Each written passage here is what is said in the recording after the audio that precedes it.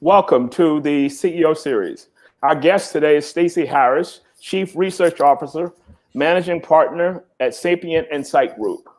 She oversees industry research work, including the esteemed annual HR System Survey and White Paper, now in its 23rd year. We'll talk about it later today.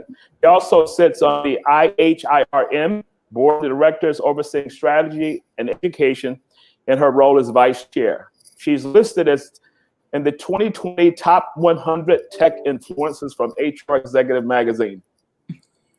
A frequent speaker at HR events both in the US and across the world. So thank you, Stacey, for being a part of the CEO series. Thank you so much. Hi, Ron. Thank you for having me. What a wonderful opportunity to get a chance to talk to you and to see your audience. And thank you for the wonderful introduction. Always great to get a chance to hear the things that you've accomplished over the years, right? Yeah, it's like going back through the journey, right? Yeah. Yes, exactly. So thank you for again for being a guest. So you're involved in so much research. Can you give us some insights, over the past year, because the past year has been kind of traumatic. So what are you seeing from your side? Yeah. So we do research. The annual HR Technology System Survey has been done for consistently every year for 23 years. So this is our 23rd year. So the thing about doing research, and I've been in charge of it for over 7 years. And before that, we had other really well-known professionals who had managed it. What I found when you look at research year over year is that you get the opportunity to see those transitions from, sort of minor shifts that are happening in the market to big shifts.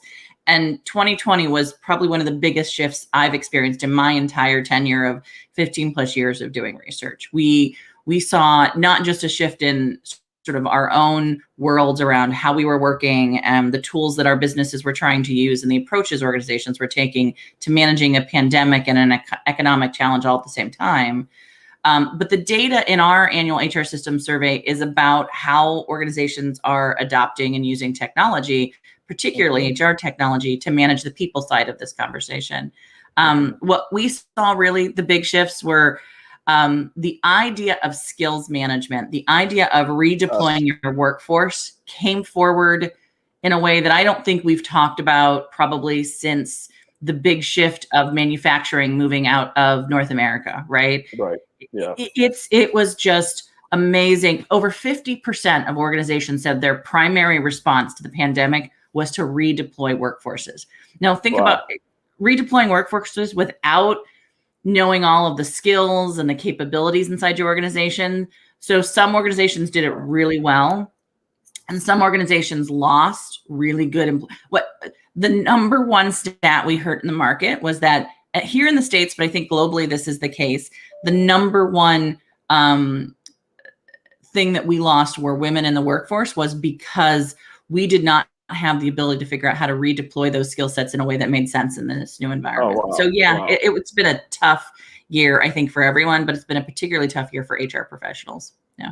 So I like the way that you framed that, the so-called digital transformation, and thinking in terms of the Industrial Revolution. Yeah. That was very disruptive, and now we have COVID, which kind of put it on warp speed. Yes. So you mentioned redeploy, you mentioned skills, because you can't read an article today unless it's talking about upskilling, reskilling a workforce, yes. And then you've got technology overlaying that. Can you give us some insights around that? Yeah. So I think, any big survey you're seeing come out of, so the large consulting firms that talks about what CEOs are worried about, right, has at the top of that list, talent and capabilities to actually accomplish what they want to do in their organization, right? Like what we're hearing is that I'm worried about economics, I'm worried about finances, I'm worried about governmental regulations, but I don't know if I have the talent to actually do the things we want to be able to do. And I think that translates down into what we experienced in 2020 to, okay, if I'm worried about not having enough talent to do the things I want to do, and now I have to completely pivot my business model, right? Then I have to know what skill sets I need for the pivot. I have to know what skill sets I need for where I still want to be in 5 years, right?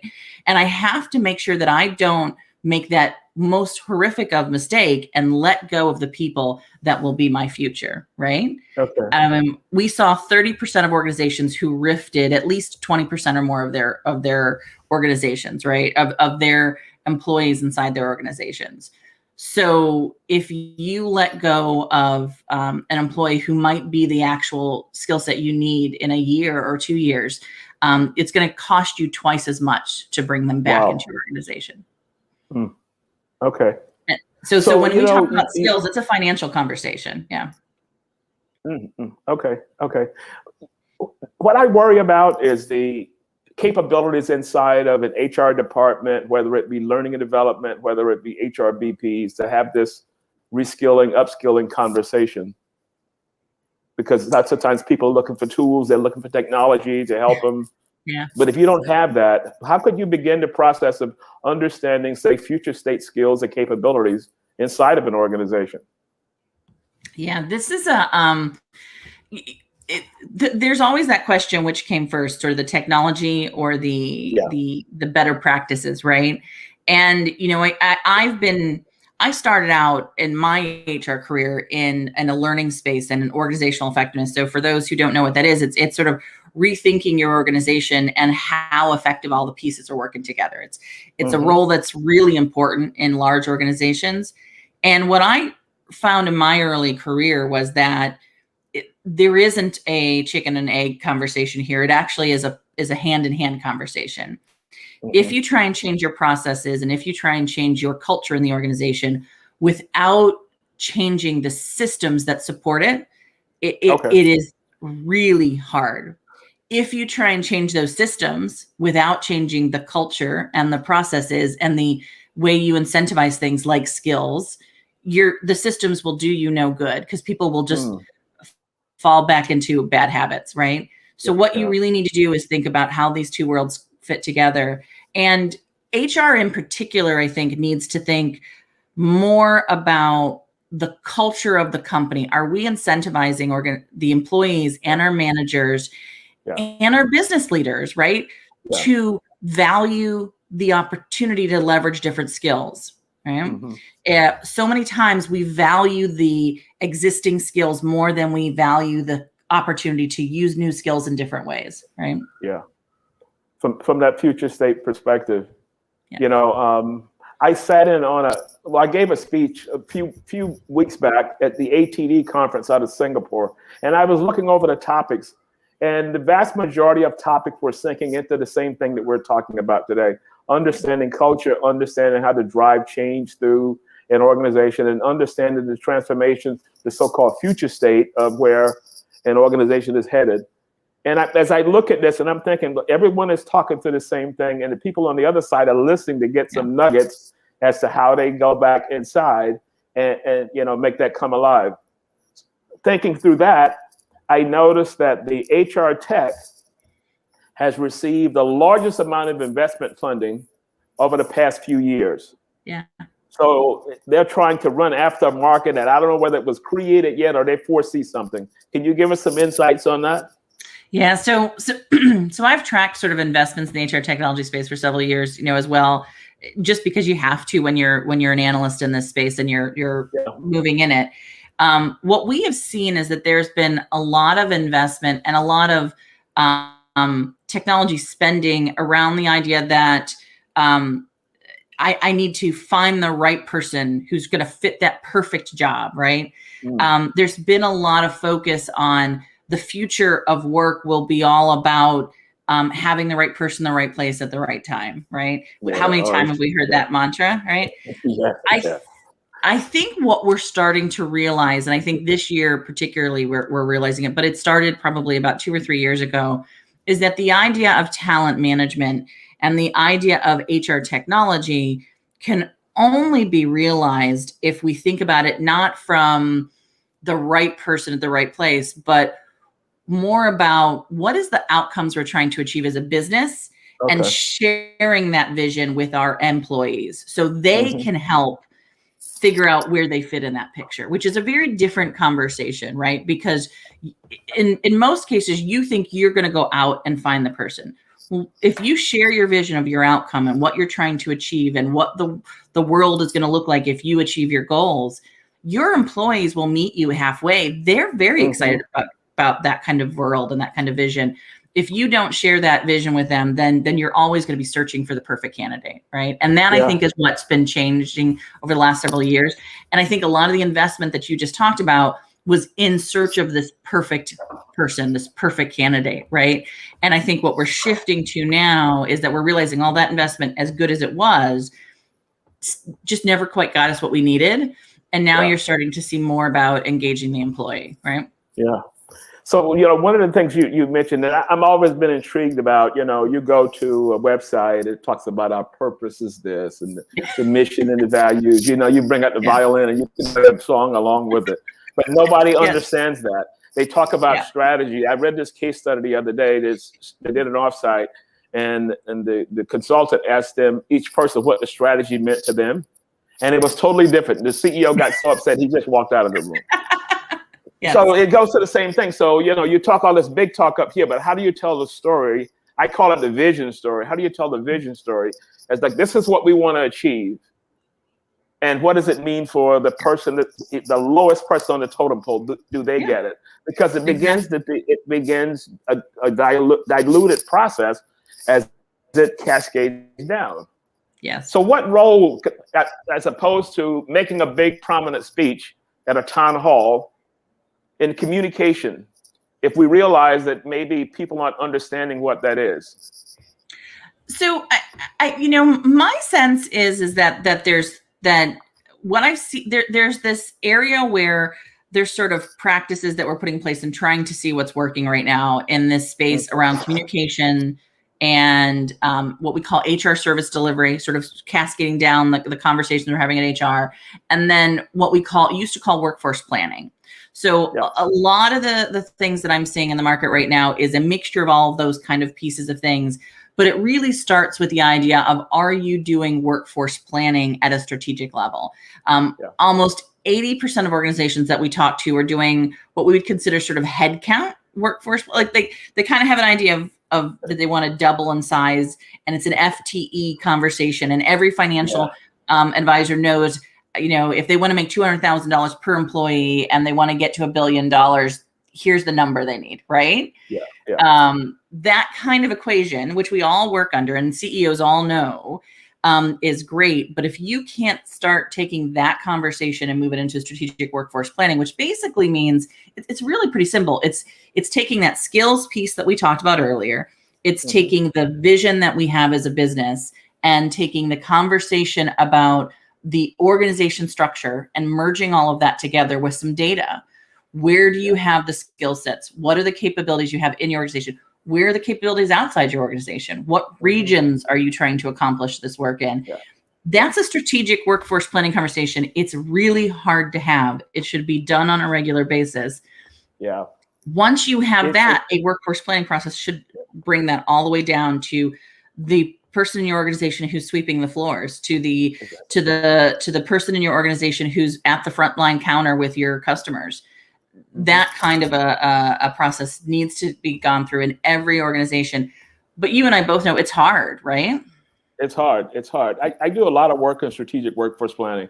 And, on that first day, when you have a kind of general conversation and talking about where it's headed, I ask a simple question. How many of you could write one or two of your organization's strategic initiative? And do you know, of all the years of me asking that question, I get maybe one or two people inside of a room. I never tested to see whether they really know what it is. But so I'm saying, okay, so you're going to build a strategic workforce plan. Build it around what? Because the number and head count, that's not valid anymore. It isn't. No. And even worse, when you create a number and a head count, oftentimes we're seeing, particularly for large organizations, they're growing without direction, right? Like they've got these hiring plans that aren't tied to actually the skill sets that are needed in the future, right? Well, you know what? So back to the work I do, is that I tend to think, and this is what I've kind of picked up over the years, is that the HR workforce planning process is an HR process. Yes. And what I say is that in order for this to be a strategic workforce planning process, you need a lot of people at the table. You need the financial people at the table. You need possibly manufacturing people at the table. That's a big room, and it's not an HR-driven process. If it's an HR process, it's going to always be just numbers. Yeah. Unless I bring people in that understand the strategic approach, where we're headed, how far along are we there, what roles are going to be needed, and you kind of go through a checklist. Yeah, I just did a series of interviews with 15 different global organizations, from CEOs to heads of HR to heads of operations. And what I found when I interviewed all of the professionals, and all of them were doing some level of workforce planning, strategic workforce planning, there was one theme throughout all the conversations. This is a joint effort between finance, HR, and operations. Okay. Those three leaders have to lead it. HR might be an enabler. They might have the support, the tools, they might help with the process, but it has to be the voice coming from operations and from the finance team. Those two have the value proposition that comes out of this, right? And so every time I hear about HR trying to push it, or it's a process we think is important, and if the CEO and the operations head and the finance head aren't behind it, you're not going to get out of it the investment you put into it. That's just sheer. At some point, you've got to decide, if I'm going to add money to this in my organization, is it going to get me an outcome? I often tell people, if you don't have the backing of operations and finance, I wouldn't bother investing in workforce planning. Right? No. Well, I think it's become kind of a buzzword that we need to do a better job at workforce planning, and so people will come and take these certified sessions to get certified, but my pushback always is that you can go back and start this process, but even if your validity or your brand within is an HR brand, it's going to be hard to make this effective. Yeah. Sorry. Go ahead. We're so excited about this topic, but to me, it's the CEO, right? Like that's why I was so excited about your series. The CEO has to want this, and in that environment, that's where the conversations take place, right? Yeah, has to go there. So you're I'm going to say data scientist. That role within human resource. So even if you think of strategic workforce planning, that should be numbers driven. You know what the strategic thrust may generate 20 million in this product line or whatever it is, and that's kind of a starting point in doing that. So give us some insights on the role of data inside of an organization now. So we've kind of touched on workforce planning, but one of the things I'm kind of intrigued, been reading a lot about, is that this upskilling and reskilling process. How can you capture and understand that transformation point? Yeah, so this is an interesting conversation. I've had a couple of recent conversations with some really great associations or organizations. PAFAL, the People Analytics and Future of Work team, does a lot of work in this space.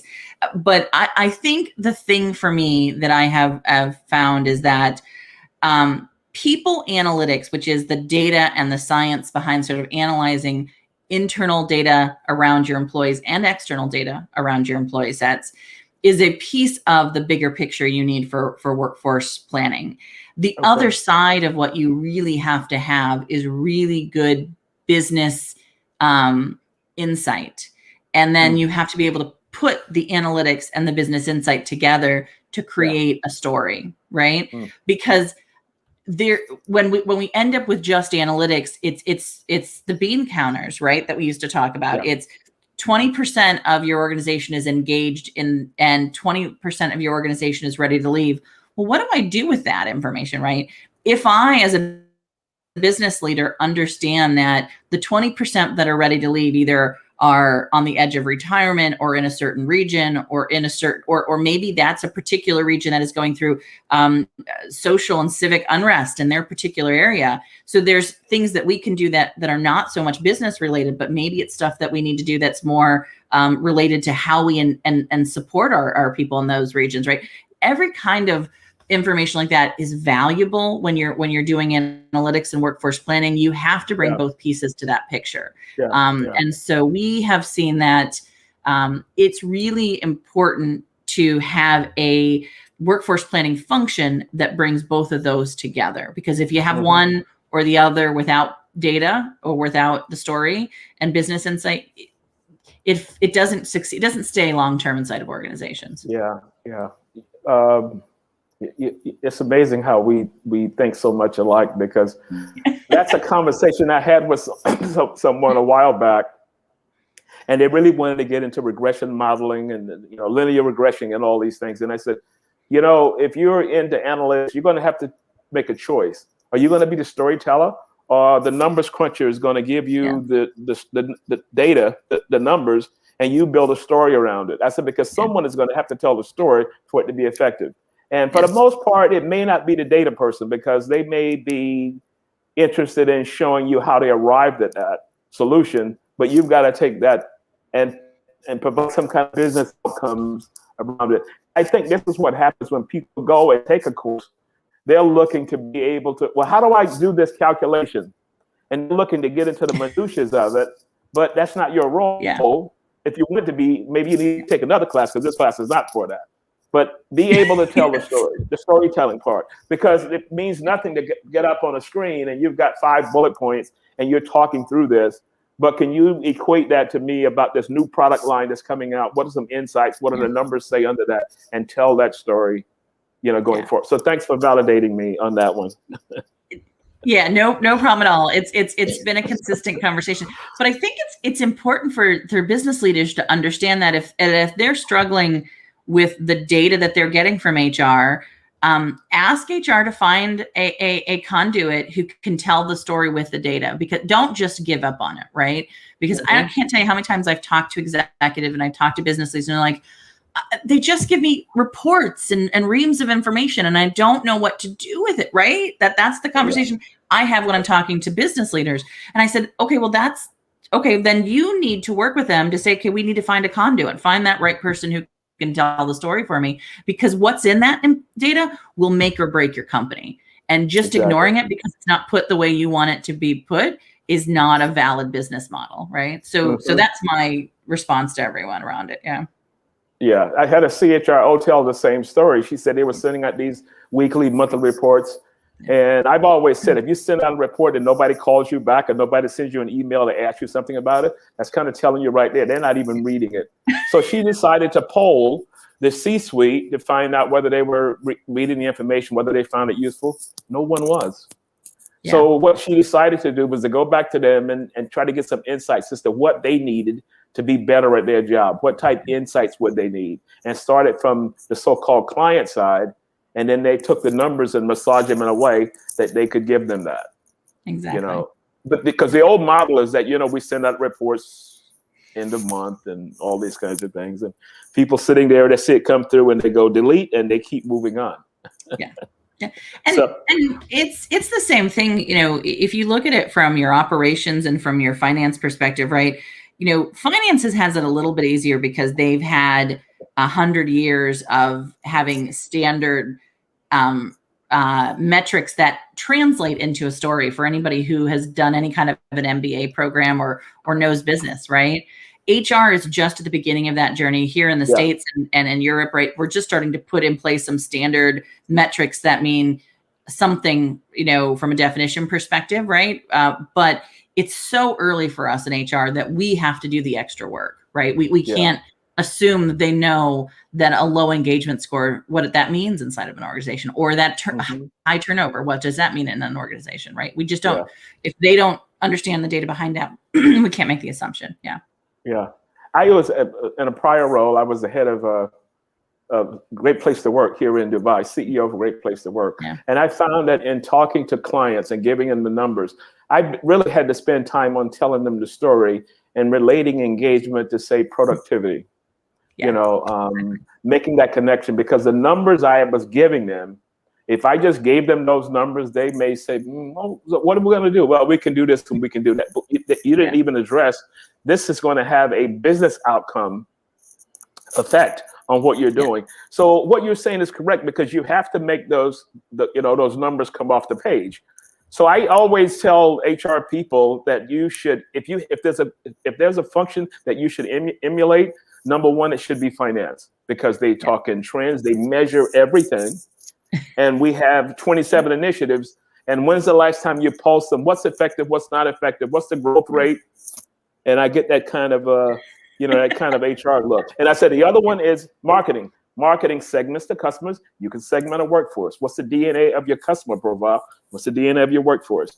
So as you said, we're just starting in this space, but I feel very good because I work with a lot of younger HR people that are really into it, and they're not really into focusing on the so-called process and stamping and moving it along kind of career journey.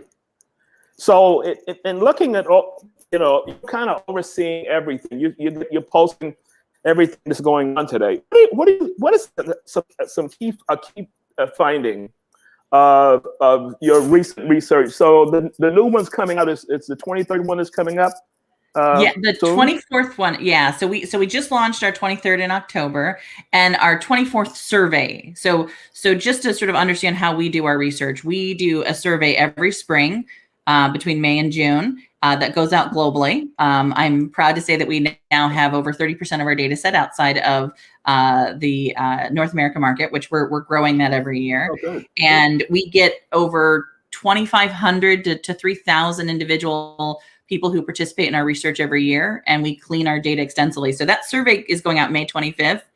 And then in the fall, in October, we always release the aggregate findings. So the key findings in October will be for the 24th annual report. I think the big, what I can tell you is what we're going to be asking questions about, because I think that's the conversation that's interesting right now. We are asking a lot more questions this year about how organizations are thinking about contingent workforces. So whether you call that a gig worker, or whether you call that a temporary worker, or whether you call that an outsourced solution provider or a consultant, we are finding more and more conversations, not just about that sort of build, buy, borrow that we always talk about in the HR conversation, right, about our employees. But what is the really valuable role of these contingent workers who now maybe are, if we need a very specific skill and only one person has it and they outsource it to 5 different organizations, right? What do you need to understand about that kind of a model, right? And so we're going to be doing a lot more research on that. We're going to be doing a lot more research in the area around what we call HR service delivery, but is also about how you get communications and data to your employees and how you pull information and data from them. So there's been a huge uptick in this last year around capturing employee data for the purposes of managing it for COVID. But now we're going to have to shift to, what do I do with that data? What's ethically allowed? How do I leverage it in a way that benefits the employee and benefits the organization? And what is my role as basically as an advocate for the employees, especially if you're in HR, to make sure that that data is used appropriately, right? So that's another area we'll be asking a lot of questions about. And probably the third biggest one is that we are going to be asking questions this year. We're going to go much deeper into the area of benefits. I know that doesn't sound quite as exciting, right? Like you're like, where do benefits go in this workforce planning conversation? Well, when you think about what's happening in the workforce acquisition space, the personalization of what you offer to employees, the personalization of how you approach employees as a whole employee, means that you have to rethink the idea of what is benefits to your employees.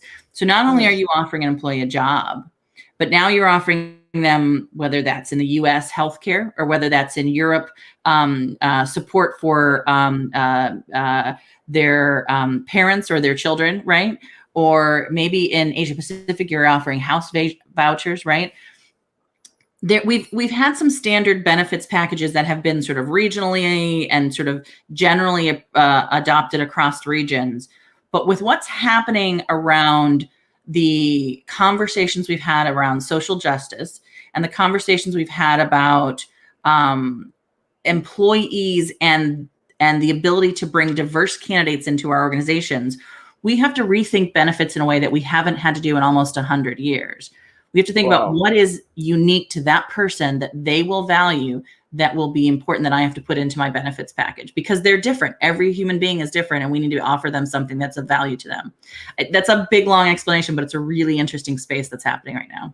Well, I'd never given thought to that, because benefits package has always been a one size fit all. It is what it is, and that's it. So I thought of a conversation I was having with a group out of Philippines, having to work from home during this period, and may not have had the capability. So what one company decided to do was to pay part of their cable bill to enhance the speed of that. Another company my daughter works for, they gave them an allowance to set up a workstation. So you're not working on the bed. If in New York, if you're living in a studio apartment or working on the couch, you had an allowance to get a chair, a decent chair, and all these kinds of things. So I suppose that would kind of follow into the same concept. Yeah, it's a benefits conversation. For HR, the work from home conversation is all, yes, we're changing the model and how we think about performance and whether or not people sort of meet each other at the water cooler or not. But for HR, it's about, are we giving the right incentives to a mother who's at home who maybe has 3 children who have to be doing homeschooling? Are we providing some sort of daycare program for them, right? Versus someone else who doesn't need that and some other model. So this idea of personalized benefits is going to get really big, because that's the place where the conversation, I mean, we expect to see 36%, that's what our data says this year, 36% of organizations who plan to continue to have 50% or more of their workforces working from home after the COVID crisis. Now, that is up from 6% who had 50% or more of their workforce working from home prior to the COVID crisis. So the work from home conversation is kind of, it's just going to happen, right? Yeah. But how you incentivize or what benefits you provide for that employee will make all the difference as to whether or not you can actually get the productivity that you feel you may either lose or improve through a work from home model, right? Yeah, we have a question that came in over YouTube. It's, young lady asked, why were companies so unprepared to redeploy women compared to men? Yes. Well, it comes back to this conversation we just had, right? A big portion of the reason I think organizations were so unprepared to redeploy women was, one, they did not take into consideration their personal requirements on a home level, right? We saw time and again that they didn't take into consideration that they are the primary caretaker in most regions and in most cases. They also did not consider that many of the jobs that women hold. So women are 70% of the human resource workforce, right? Yeah. Women are 90% of administrative assistant workforces. Women are 30% of a frontline worker environment, right? Well, if I have people at home that I have to take care of, even if I have the skill sets to be redeployed in a certain area, if you don't give me the support that I need, it's just easier for me to drop out of the work environment, right? And so that's what we've seen happen, is that they needed better support, they needed better benefits, or they needed more thinking from the executives and the business leaders about the environment and not just about the skills or what we need for the business. Yeah. Okay. So I'm going to throw in, based on the conversation we had a couple of weeks ago, do you think and this is a diversity inclusion kind of approach. Yeah. You think if we had more women in leadership positions, they would understand that better than having men making those decisions, or C-suite of all men? Just a thought. Well, it's an interesting, yes. I mean, I think maybe, but here's my challenge to that. And so I'm going to put it out there, and the thing is that women who have made it to a certain level in organizations oftentimes have all the support they need because they have financially the means to do it. So I had this great conversation. I was doing an event with an organization out in the Asia Pacific market, and it was a women in HR technology conference. And I had this great conversation with that here in the States, we were having this big conversation about women and childcare and needs. And the women that I was speaking with were all at the most senior levels in their organizations. And all of them said, no, we have, people come in and support us, right? So that has not been a conversation for us. Yeah. It's not been a topic. And so I think it's really easy when you're at a senior level to not realize the burden that's happening at your most basic levels inside your organization, right? Yeah. So I remember. Yeah. No, I was going to say, I remember all the conversation was about Marissa Mayer when she was at Yahoo, and she had the baby, and she was back the next day, and motherhood, and she was doing it all and all this. And so someone said that during the time she was out, she had almost $1 million nursery built next to her office with an assistant there every day to take care of that. So it wasn't a big issue. Whereas if I'm the marketing manager, my first promotion, there's no way that's going to happen. Exactly. Yes. So yes, more women need to be in the boardroom. That's a given. But I think we also need to have more tools to allow us to understand the lives of the people who work in our organizations. When we talk about bringing a whole employee into an organization, we're not just talking about bringing them and making sure that we have diversity in our hiring and diversity in the processes that we build in our organization. But we also have to understand that everybody has different cultural backgrounds. And that means that we have to accommodate that in some way if we want our organization to perform at the highest level, right? Mm-hmm. We had another question that came in. A company searching externally for the so-called perfect person, are they looking at internal mobility too? So that's always a big issue of mine, because the data point I look for, external versus internal, what is the ratio of that? So you give me the professional side of it. Yes. So the internal mobility conversation, right? This is huge right now.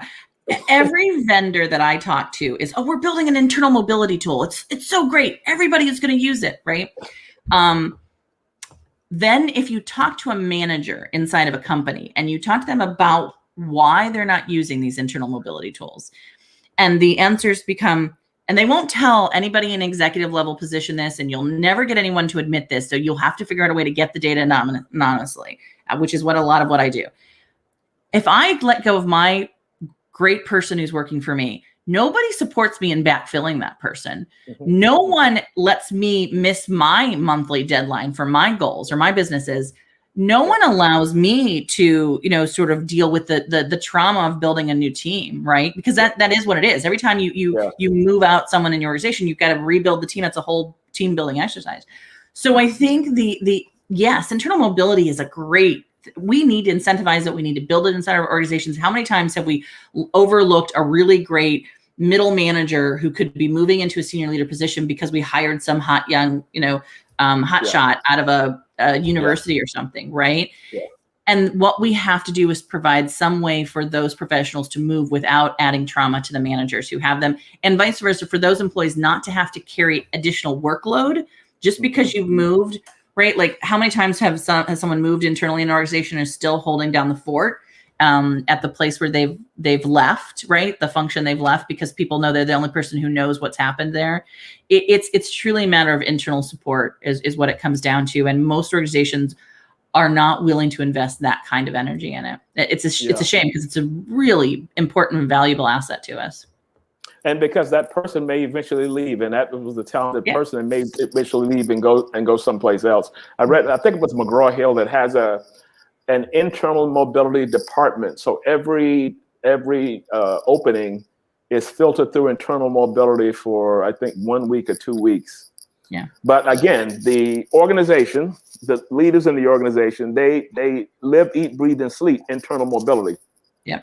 So the manager understands that the team I have is the team for the organization. And we're trying to mix and match, kind of like a sports team. If someone needs that over here, and we all kind of in it together. But again, that comes back to everyone understanding what the main pitch is. And sometimes it doesn't translate. Exactly. And so many companies think, well, we've invested by telling everybody that there's an incentive. I'm like, well, that's great. But you also have to invest by making sure that manager has the assets they need to make sure that the company realizes that division might miss their numbers this month, and that's okay, right? Mm-hmm. Because you didn't backfill it appropriately, right? There's all those kind of things that you have to have built into the model.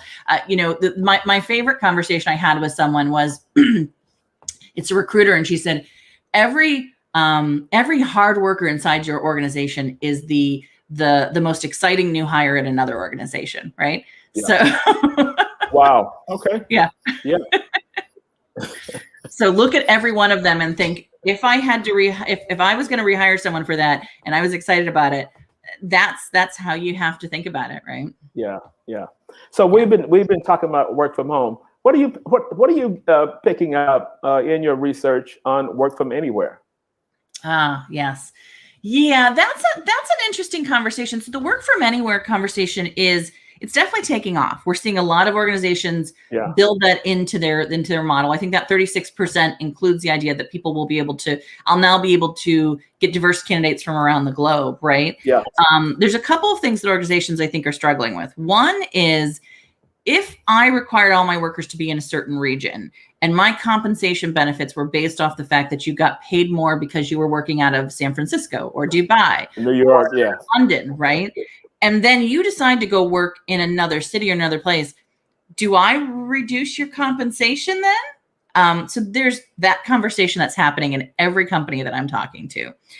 The other thing is that we're also seeing that work from anywhere means that I also have to make sure that there is infrastructure in any location that I can use, right? Mm-hmm. So if I want to work out of, Brazil, or if I want to work out of Germany, do we have the right VPN security connections inside of my employees' home environment or work environment that I can ensure that my client data, my customer data, the is all security based and that the infrastructure is appropriately in place. So when I talk to a lot of HR professionals, the thing they were spending most of the time on in March and June was VPN networks. Really? If you asked anybody what you needed to know in HR and it was about virtual private networks, they would have probably never said that. But because I can't just, like, you and I are consultants, we kind of work across the internet in general. Yeah, but if I'm an HR professional working with HIPAA data from the US standpoint, or if I'm working with, financial data. Yeah. I can't have that stuff going over the internet. It's got to go through a secure network. Yeah. So that was a big issue for HR professionals. And I think that's going to be the challenge with work from anywhere is we're going to have to invest in more secure environments in some way, which means more monitoring in your home as well, which is sometimes a little bit concerning. Yeah. Because I saw an article the other day about this software. They know when people are logging in, what calls they're taking, schedules, and all of that. And it's like you kind of you open it up and there's Pandora's box. There's more things coming out, that you really didn't realize. Yes. Yeah. Because if I'm monitoring the internet usage of my employee, I'm also maybe getting the information that's coming from the IPs that their child is hitting when they're visiting, Fortnite, right? I'm also getting the location that their husband might be hitting and from their job. Well, is that secure, right? So you're right. The idea of monitoring is going to have to be carefully thought about in this next generation of HR. But we can't bury our heads in the sand around it. We can't say, well, then we just won't monitor anything, because that's not feasible either. 40% of manufacturing organizations in our survey this year said they were doing environmental monitoring, which means when you walk into a room or when you are in an environment where you've got your manufacturing, that machine is actually taking some sort of a metric that can be tied back to an employee, right? And the Internet of Things world that we're entering into. Well, right now, operations has that data, right? Who owns that data being used in one way or fashion? Same thing with the VPN network, same thing with the video and Zoom conferencing calls, right? Every one of those are tools that we're going to be able to monitor and or think differently about. Yeah. A friend of mine left New York City and moved back to her hometown in Syracuse. And she was telling me about the number of people that are moving out of New York, moving back to, say, a Syracuse, which is a big city in northern New York, and they're working from anywhere. So they're saying I can work from here, cheaper cost of living. But I don't understand why, and maybe it's just me, I don't understand why a company would get into a geographical kind of compensation because you're working in a different environment that maybe the cost of living is cheaper. Because I can't recall a company having a compensation strategy based on kind of where you're located. Am I missing something? Yeah. Yes. So let me delve into the sort of secret world of compensation, right? So generally what we see is that there is a standard tier of compensation levels, right, for positions and roles in your organization. And then depending on where that person is located, particularly if they're located in a high expense city, there is a percentage added to that compensation based off the fact that if you're located in San Francisco, or if you're located in Honolulu, or you're located in London, we expect that it will cost you X% more to buy a house, to have a car, to have internet service. And so that's automatically tacked on to your compensation. And in most cases, it's not it's not put separate, like you don't see it separately. This is one of the challenges right now. We're starting to talk to compensation solutions. They're like, oh yeah, we're being asked to figure out how to break that out so people can see it. But generally it's just, oh, well, if I'm hiring for this position in San Francisco, the average going rate is this. But if I'm hiring for this position in West Virginia or Ohio, which or in the outskirts of Ireland, South Carolina, whatever it is, wherever, right? That position goes for X amount of compensation, right? So and so I can tell you there are the big consulting firms who have people who move from, say, I have a friend who moved from Detroit, which is one of the most high, which is surprising to know sometimes here in the States, but Detroit, Michigan, there is an area in it that is one of the highest cost living locations because it's where all the big automakers executives live, right? And so if you live in that town, you get an additional bonus. They move then to Cleveland, Ohio, which is a much lower cost of living, and they had a part of their compensation removed because of that. This is one of the big 5 consulting firms. So yes, this is happening. I will have to say though, that those employees aren't happy about it, right? Like that is not a way to improve engagement. Yeah. So we have to figure this out. I've never heard of that from, and then again, I'm not that much involved in the compensation strategy or those kinds of things, but I know that, I know people that have moved around from city to city, and maybe the compensation numbers that they give you has already been adjusted, and maybe I didn't know the back end of it. So maybe that's it. And that is exactly it. They have been already adjusted. And when the problem is that when you leave that city, right? And so any executive who's been dealing with, this is millions of dollars for large organizations, millions of dollars in compensation that they lose and or gain every year by depending on where people live and the kind of compensation required in that region.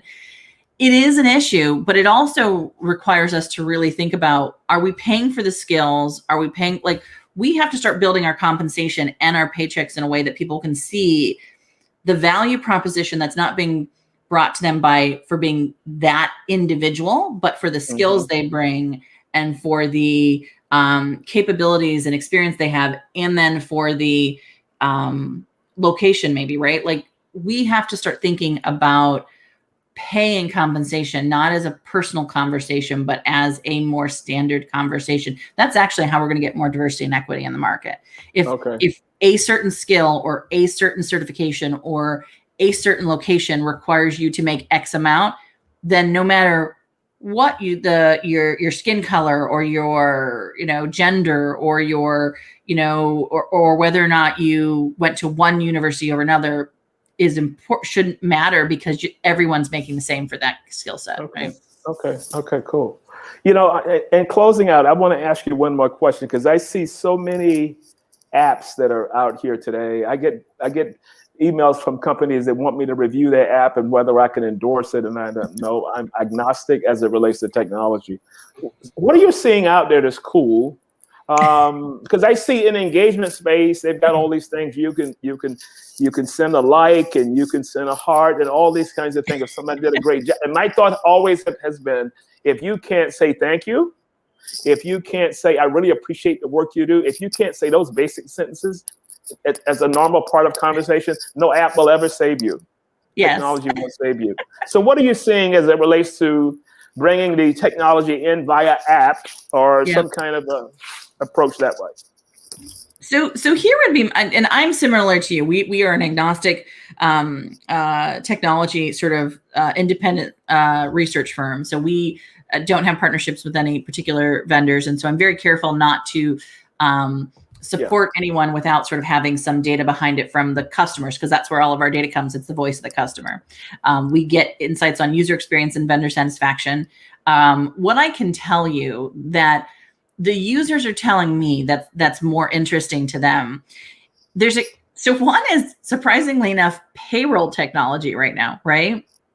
So the pay on demand, the pay, that compensation conversation we had about total equity, showing, right?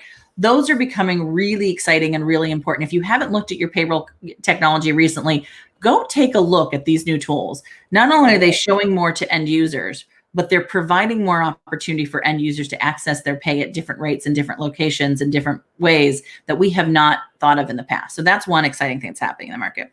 I think the other thing that's happening is this idea of team-based management. We've done a lot of team management in the market, right? The big, team initiatives in the 80s. We finally have, I think, some technology, both in core HRMSs and little tools like a Movilla that think about team and tasks and how they tie to your strategy, right?